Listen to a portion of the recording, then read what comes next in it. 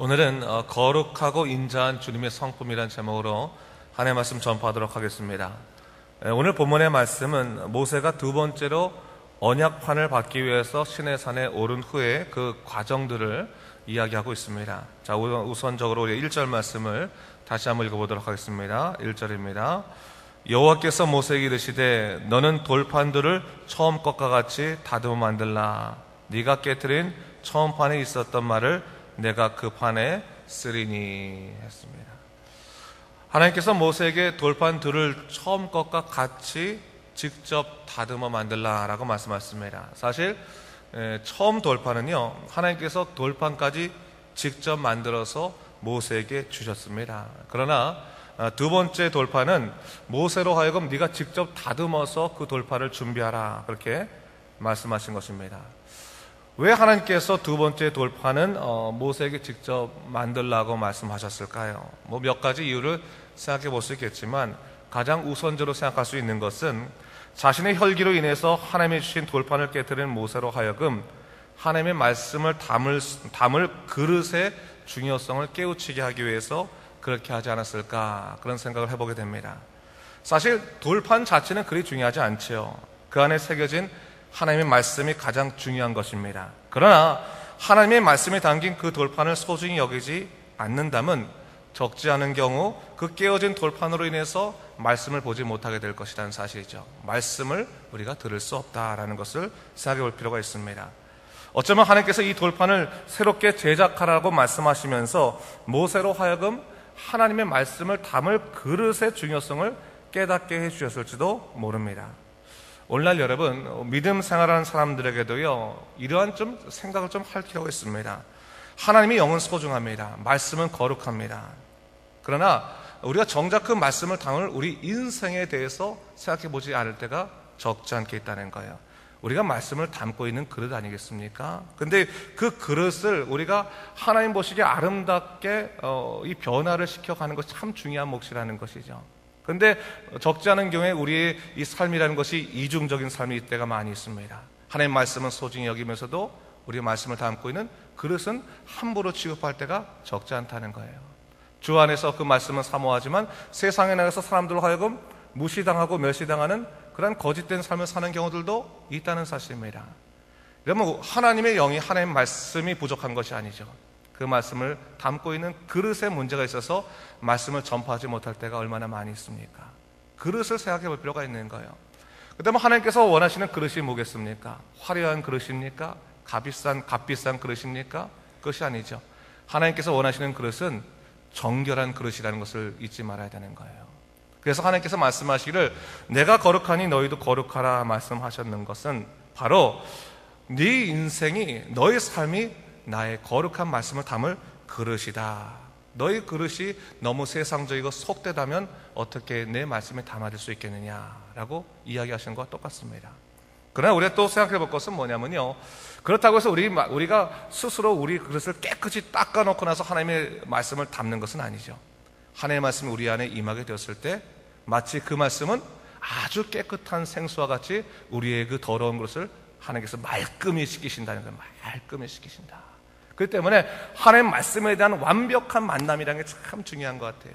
예수의 보혈과의 완벽한 만남, 그분의 은혜를 온전히 입게 되면 우리 더러웠던 우리 마음이 어디 씻겨진다라는 것을 볼 수 있는 것이죠.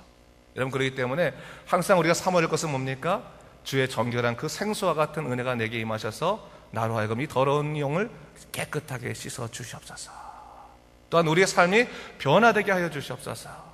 사람들로 하여금 예수님이 누구인지 보게 하시고 또한 하나님의 능력이 무엇인가를 우리 삶 속을 통해서 보게 하여 주시옵소서. 그런 소망을 갖는 것은 우리에게 참 중요한 몫이라 볼 수 있습니다. 아마도 모세는요, 제 생각엔 그래요. 말씀에 나오지 않았지만 그가 직접 돌판을 하나둘 다듬으면서 하나님께서 내게 주신 이 돌판이라는 것이 얼마나 소중한 것이었는가를 다시 한번 깨트리면서 내 혈기를 갖고 내가 일을 하는 것이 아니구나. 하나님의 거룩하신 뜻을 먼저 묻고 그 묻은 다음에 그 물음에 대해서 실천하는 것이 중요하겠구나, 아마 생각했을 거예요. 사실 모세가 이후에 가나안 땅에 들어가지 못한 이유도 사실 그가 가진 혈기 때문이었죠. 마지막 때 무리바에서 백성들이 물로 인해서 불평을 할 때 그가 뭐예요? 자신의 혈기로 해서 하나님께 묻고 기도하지 않고 그냥 자신의 지팡이를 반석에 쳐서 물이 나오게 하지 않았습니까?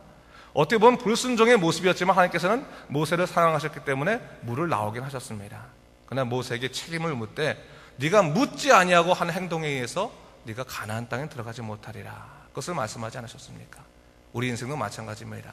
예수의 능력과 은혜로 말미암아 우리가 우리의 영이 치유가 되고 우리의 마음이 깨끗이 정결되는 놀라운 역사가 있습니다. 그 영의 그 응답을 우리가 항상 하며 살아가는 필요가 있는 거예요. 그래서 하나님의 성령이 우리 마음을 돌아보게 하시고 또 우리로 하여금 정결한 삶을 살 수 있도록 주여 우리를 인도하여 주시옵소서.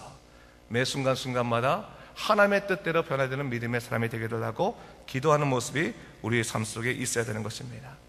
그렇기 때문에 여러분, 성결함이라고 하는 것은 우선적으로 하나님이 우리에게 주시는 은혜를 우리가 맛봐야지 성결할 수 있는 것이죠. 세상 속에서 윤리적으로 살아간다는 것이 성결한 삶이 아닙니다.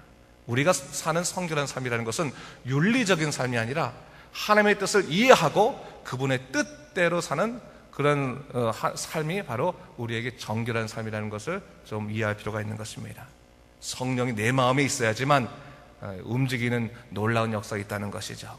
자, 그러면서 이제 돌판을 준비해 시내 산에 오른 모세가 이제 하나님의 임재를 경험하게 되죠. 5절을 보니까 여호와께서 구름 가운데 강림하시고 당신의 이름을 선포하시고 있는 것을 볼 수가 있습니다. 우리 6절, 7절 말씀을 한번 같이 읽어보겠습니다. 6절, 7절 시작. 여호와께서 그의 앞으로 지나시며 선포하시되 여호와라 여호와라 자비롭고 은혜롭고 노하기를 더디하고 인자와 진실이 많은 하나님이라. 인자를 천대까지 베풀며 악과 과실과 죄를 용서하리라. 그러나 벌을 면제하지는 아니하고 아버지의 악행을 자손 3, 4대까지 보응하리라 하셨습니다. 자, 여기서 우리는 하나님의 성품에 대해서 듣게 됩니다. 자비롭고 은혜롭고 노하기를 더디하고 인자와 진실이 많은 하나님이다. 이것을 얘기하고 있어요. 자, 그런데 이것은 여러분 하나님의 본래적인 성품이긴 하지만 그저 그냥 하나님의 성품이라고 보기보다는 뭐예요? 관계적인 성품이다라고 이야기할 수 있어요. 여러분 우리도 사람 사는 사람 보면요, 우리의 성격이 어떻습니까? 성격이 우리는 전 순합니다 라고 말하지만 어떤 사람하고 얘기할 때는 순한 모습이 드러나지만 또 어떤 사람하고 얘기할 때는 순하지 않고 뭐예요? 때로는 강한 모습들이 드러나지 않습니까? 우리의 성품이라는 것은 사실 관계적인 상황에 따라 바뀔 때가 많이 있어요. 이거와 마찬가지입니다.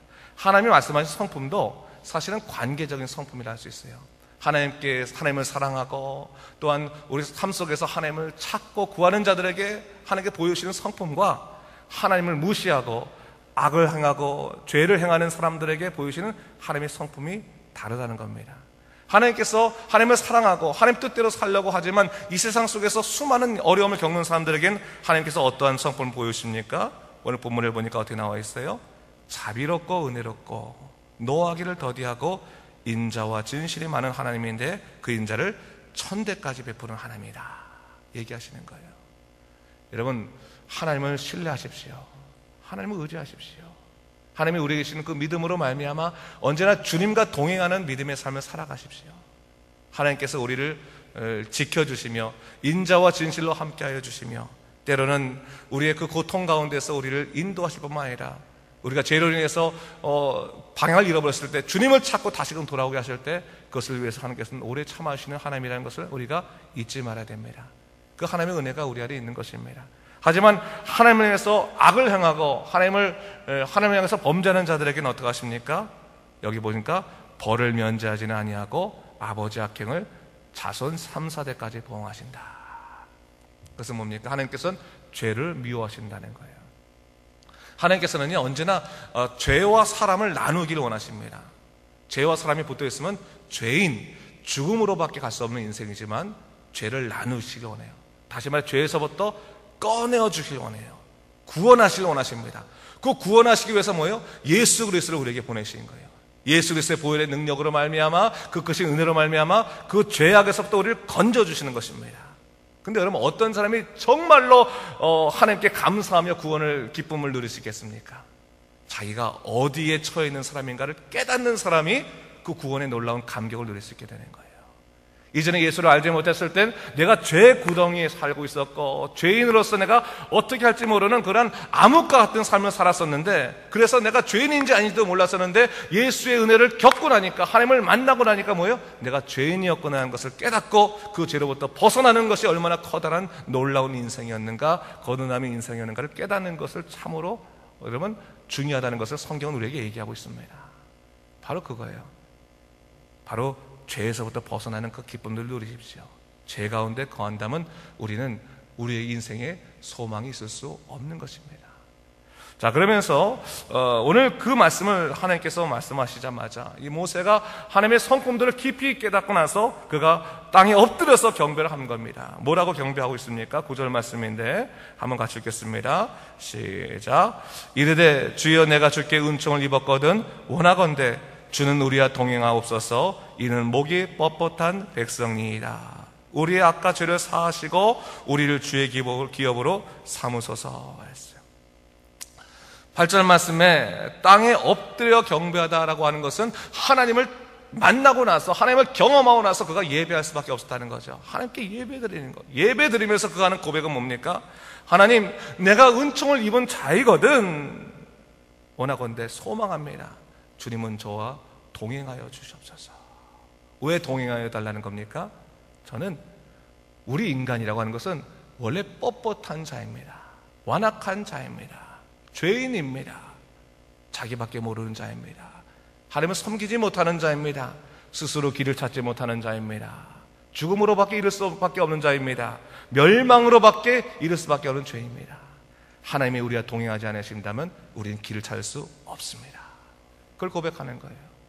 여러분, 우리가 항상 하나님을 믿고 하나님과 의지하고 동행해야 될 가장 커다란 이유는 하나님이 아니시고는 우리의 길을 인도하실 분이 없기 때문에 그렇습니다. 바로 모세는 그것을 깨달은 거예요. 하나님을 만나고 나니까 나는 내 스스로 길을 찾을 수 없는 자이고 나는 분명히 깨닫고 성령이여 우리와 함께 동행하여 주시옵소서라고 하는 우리의 인생의 고백과 똑같은 고백을 할 수밖에 없었다는 것이죠. 여러분, 우리가 매 순간 기도할 때 하나님 저와 동행하여 주시옵소서. 나의 모든 선택과 나의 모든 판단과 나의 모든 인생의 길 가운데서 하나님께서 나로 하여금 지혜를 주시고 나로 하여금 갈 길을 인도하여 주시옵소서.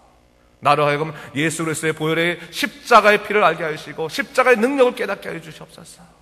그 십자가 안에서 나의 인생길을 제대로 걸을 수 있도록 주여 성령으로 나를 인도하여 주시옵소서. 그 기도를 했을 때 하나님께서 갈 길을 내어주시더라는 것입니다. 제가 이번 주에 십자가에 관해서 이제 설교를 하기 위해서 묵상을 하고 있는데, 제가 묵상을 하면서 그 생각이 들었어요. 오늘날 십자가가 있느냐 없느냐? 십자가가 있습니다. 근데 중요한 건 뭐예요? 그 십자가가 변질되고 있기 때문에 우리가 십자가를 찾지 못할 때가 많이 있는 거예요. 주 예수 그리스도의 그 능력의 십자가, 주의 보혈의 십자가를 바라봐야 되는데 그 십자가에다 금칠을 하고 화려하게 만들어서 우리의 스스로의 잘못을, 죄를 덮으려는 그 모습들이 우리 안에 있기 때문에 우리가 십자가의 능력을 깨닫지 못할 때가 참 많이 있는 거예요. 마찬가지거든요. 이스라엘 백성들이 하나님을 찾지 않았기 때문에 금송아지를 만든 것이 아니에요. 그들은 그 금송아지를 보면서 하나님이라고 생각했을 거예요. 근데 그 하나님을 어떻게 한 거예요? 그 안에 금칠을 했대요. 금칠을 하고 나서 그 금을 보면서 만족스러워하고, 또 뭡니까? 그 금칠을 통해서 자기가 할 일을 다 했다고 생각하는 거예요. 나는 충성된 종이라고 생각하는 거예요. 하나님은 그것을 바라지 않으죠. 죄를 주님께 고백하고 주님으로부터 사심을 얻고 하나님의 뜻대로 사는 믿음의 사람이 되기 원하시는데, 이스라엘 백성들이 그 길을 걷지 않았기 때문에 하나님께서 그들의 죄를 물으셨던 것입니다. 여러분, 오늘날도 마찬가지입니다. 믿음 생활을 한다고 하는 것은 우리가 하나님에 대해서 금칠을 하면서 만족하는 것이 믿음 생활이 아니에요. 아무리 우리가 하나님께 충성을 한다고 수많은 재산을 주님께 드렸다 할지라도 자신의 죄를 고백하지 아니하고, 연약함을 고백하지 아니하고, 부족함을 고백하지 아니하고 하나님을 깊이 만나서 주님 안에서 거듭내지 못하게 된다면, 여러분, 우리가 하는 그 모든 것들은 그냥 그 스쳐가는 말로 끝날 수도 있는 것입니다. 여러분, 오늘도 성령 충만하게 살아가시기 바랍니다.